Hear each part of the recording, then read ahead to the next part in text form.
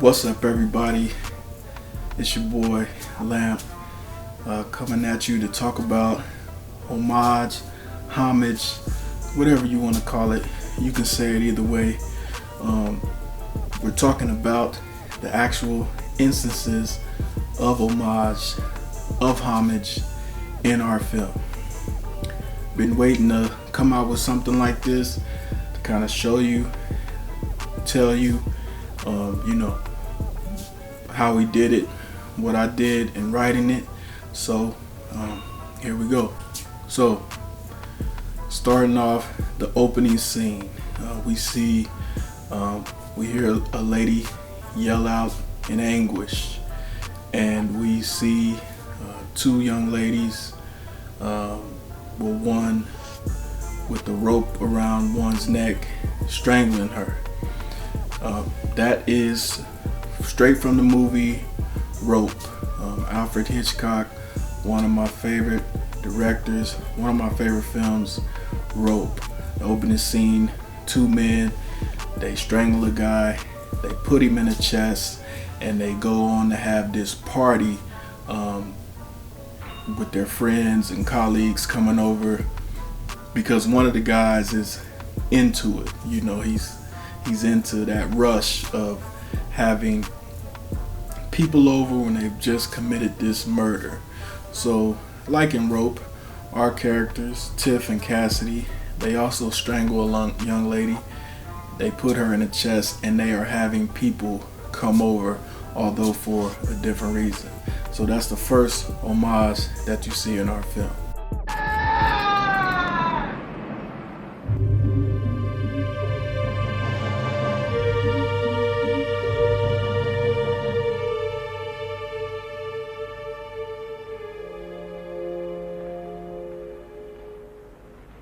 Open it.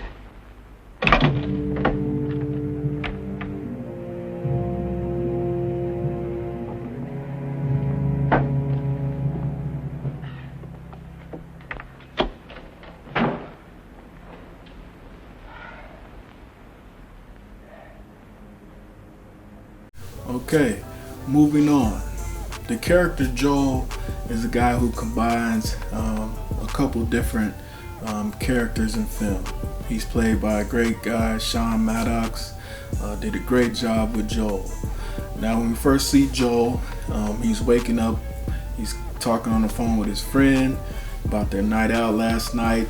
He's got a woman in bed next to him. It was his 21st birthday, so his friend took him out, and they had a great time. Later in the day, when he comes downstairs, his mom, ridicules him for having women over, and goes on to give him a list of things he needs to do for her that day, and she wants to leave. And Joel says a line, anything else you want to say to me? Because it's his birthday. He's expecting a happy birthday, which he doesn't get. Like who else didn't get? Molly Ringwald's character in 16 Candles. If you remember, she comes down, she's on the phone early morning. She comes downstairs. Her family's doing a lot of different things, telling her what's going on. Anything else you want to say to me? Something totally not what she wants to hear. No happy birthday. That's Joel's first homage. And although he's turning 21, she was only turning 16. Now, don't give me that pouty look of yours. You can eat your carrots when you get home. That's it? You don't have anything else to say to me today? What would you like me to say, Sam? Come on now, honey. You're gonna miss the bus. Have a good day. I can't believe this. They fucking forgot. The character Joel himself, his name, and the most that he's based off of is Tom Cruise's character Joel, 1983, Risky Business.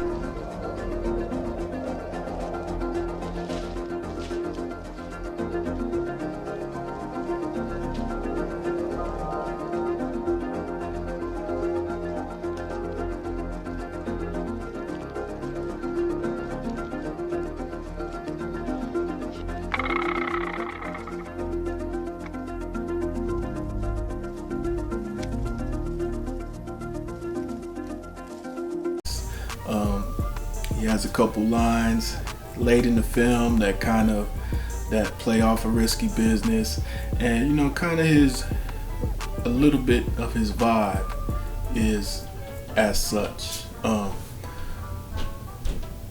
He's really into sex, whereas Tom Cruise's character was reluctant and trying to get into it. Joel's kind of different in that manner, where he wants to sleep with all the women that he can. As we see, he wakes up with the woman, he has a girlfriend, and then he's infatuated with the woman at the party that he ends up going to. So we know that Joel, he's infatuated with 3 girls at the party. A lot of people ask me, he goes into the bathroom, what's with the scene with him in the bathroom? Well, that's playing off a movie called The Fast Times of Ridgemont High. In that movie, Judge Reinhold comes home from work. His sister and her friend are at the pool. The friend's very hot to him. He goes into the bathroom and he pleasures himself to the image of her in her swimsuit. She comes out the pool, famous scene, Phoebe Cates coming out the pool, hair is back, great scene.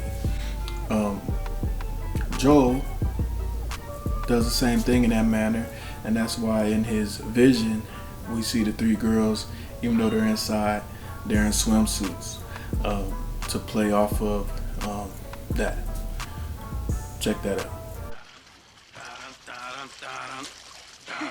Hey, Joel, what are you doing? Leave me alone.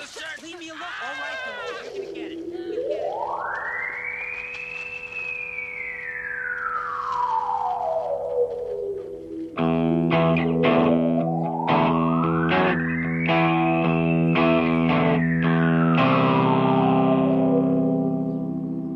Hi, Brad. You know how cute I always thought you were.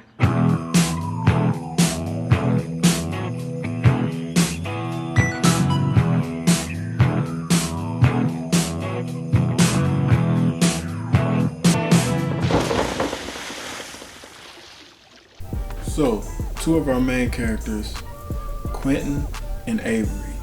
Those of our guys in suits. We all know the suits, the black suits, the thin black ties, the Pulp Fiction vibe, the Reservoir Dogs vibe. Their names, Quentin for Tarantino, Avery for Roger Avery, who was a big time producer on Pulp Fiction. And their characters mimic the characters Jules and Vincent in the way they act, their conversations, which are very normalized considering what they've just done, what they do, what they're planning to do. Quentin's character, at some point, he's ready to quit, as Jules quit in Pulp Fiction. So you get that vibe from them. They're argumentative, they're friends, they still want to get the job done, and that's kind of Quentin and Avery, our 2 hitmen in suits. Their boss, Justine, not much with her. You'll see her with the eye patch, playing off a Kill Bill character, Hannah Darrow, in that movie. So that's pretty much all for Justine. One little quick scene, my man Grindstein came through for me. You may see him in the front yard, kind of just a random scene in the middle of our film, fighting no one, Fight Club. I know you know that. Just throw that in there because it's a great movie, and I wanted to throw it in there. And unfortunately, when you're able to write and produce films, you can do things like that, and it was fun doing it. Moving on. The entire game, poker game, we know that all the players are coming to participate in a poker game for $1 million. Another one of my favorite movies, which if you know, you see a theme. I like older movies, but there's a really old movie called A Big Hand for the Little Lady. It's got Joanne Woodward in it. It's got Henry Fonda in it. A bunch of other guys. But it's a big poker game at this inn, and Henry Fonda, he's a gambling addict. He's not supposed to gamble. Swindles his way into the game, away from his wife, and it's a big twist to the end of it. If you haven't seen that movie, you like older movies, check it out.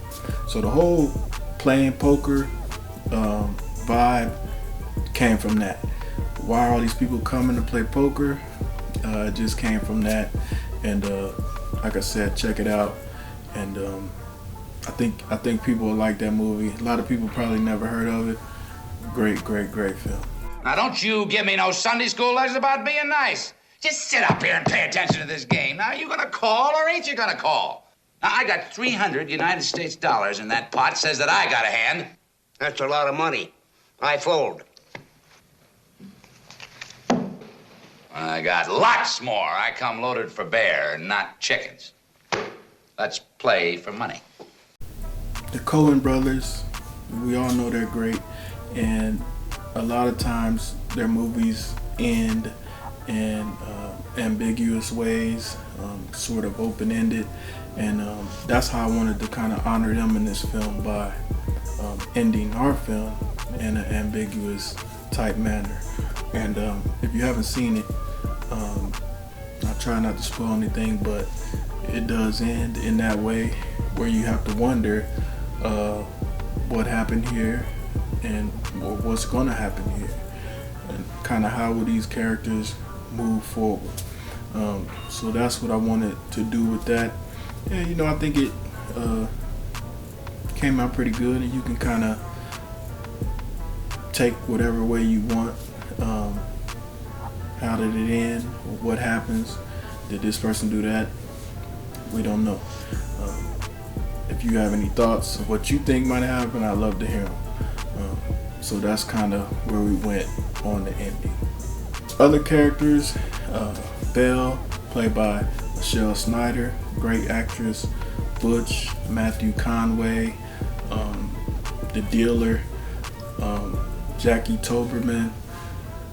Their characters not really based off of anybody, just people I threw in there, but I really like their scenes together, and kind of you see them in a trunk scene,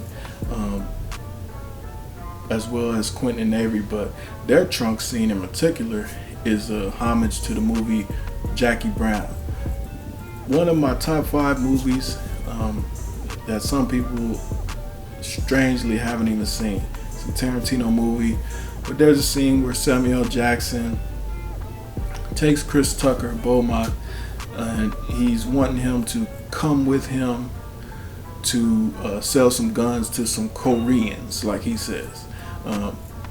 Now, for the surprise element, as he says, he wants Chris Tucker to ride in the trunk. And they have this big argument back there about why he don't want to ride in the trunk, and you can catch people off guard. And that's where this kind of scene came from, where you got Belle, Michelle Snyder, and Butch, Matthew Conway trying to get Jackie Toberman into this trunk. You need to ride in the trunk. We're only going to be here for 10 minutes. Blah, blah, blah, blah, blah. And that's where that scene came from. I can't believe you do me like this. Do you like what, man? I just ain't climbing in no goddamn dirty ass trunk, man. I got a problem with small places. No. Well, I got a problem with spending $10,000 on ungrateful peanut head niggas to get them out of jail, but I did it. And how small was that jail cell, motherfucker? Look, man, I know I owe you. You got to bring all If this you up. owe me, then get your ass in this trunk. Man, I want to help you, but I want to be locked in no goddamn trunk of no car. One of my favorite scenes in the entire movie. Those 3 killed it. They killed it. And everybody killed it. So those are the big homages in our film, Homage or Homage. You can check it out still on YouTube if you haven't already. Go to our YouTube channel, Hoop Good Media Group, and check it out. Also, what we got coming down the pipeline, original anthology series, presenting an original anthology series. Great stuff. Got a 10 episode first season. We're about 45% filmed through the first season, and can't wait to get the rest filmed. Cannot wait for you guys to see this, and it's gonna be great. Got some of the best talent in the area, actors, directors, DPs, some of the best out there. You know, all the names you've heard of, we got them in this series, and it's gonna blow you guys away. So continue to work on things, continue to put out content. You guys check out a new segment series called Lamps Lab. I'm interviewing good people around the area and beyond. We got a lot more interviews coming, and just stay tuned. We got things coming for you guys. So I appreciate all the support.